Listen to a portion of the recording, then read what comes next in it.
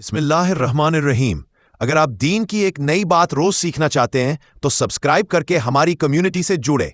आज का सबक शुरू करते हैं। एक बार की बात है, एक किसान के पास 2 बीज थे। उसने दोनों बीजों को मिट्टी में बो दिया। कुछ दिनों बाद पहला बीज उगाया। धीरे धीरे एक खूबसूरत पौधा बन गया।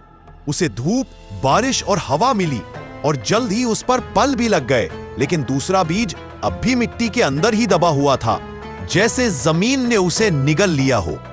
एक दिन पहला पौधा आसमान की ओर देखकर बोला, ऐ मेरे रब, ये कैसा इंसाफ है, हम दोनों को एक साथ बोया गया, लेकिन तूने मुझे तो धूप और हवा दी और उसे अंधेरे में छोड़ दिया।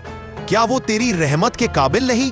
अल्लाह ताला ने उसकी बात सुनी और फरमाया, ऐ मेरे बंदे, तू मेरी हिकमत नहीं समझता। मैं उस दूसरे बीज को एक खास मकसद के लिए तैयार कर रहा हूं।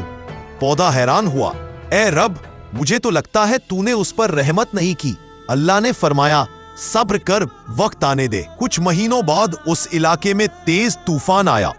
हवा इतनी जोरदार चली कि पेड़ पौधे जड़ से उखड़ गए।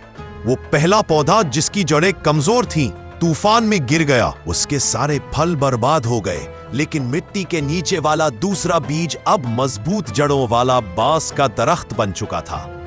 उसकी जड़ें इतनी गहरी थीं कि उसने तूफान को सह लिया। जब तूफान थम गया तो वो बांस सीधा खड़ा था, मजबूत और ऊंचा। पहले पौधे ने ये मंजर देखा और शर्मिंदा होकर कहा, ऐ मेरे रब, मैं शिकायत करता रहा, मगर अब समझ आया कि तू जिसे देर देता है उसे मजबूती भी देता है।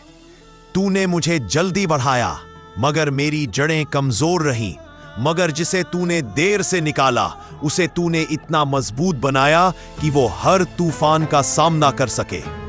सबक यह वाकया हमें सिखाता है कि जब हमें लगे कि हमारी दुआ कबूल नहीं हो रही या किस्मत हमारे खिलाफ जा रही है तो हमें सब्र करना चाहिए।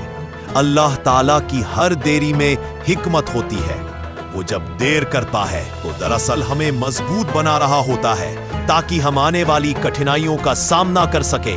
कुरान में अल्लाह ताला फरमाता है, हो सकता है कि तुम किसी चीज को नापसंद करो मगर उसमें तुम्हारे लिए भलाई हो।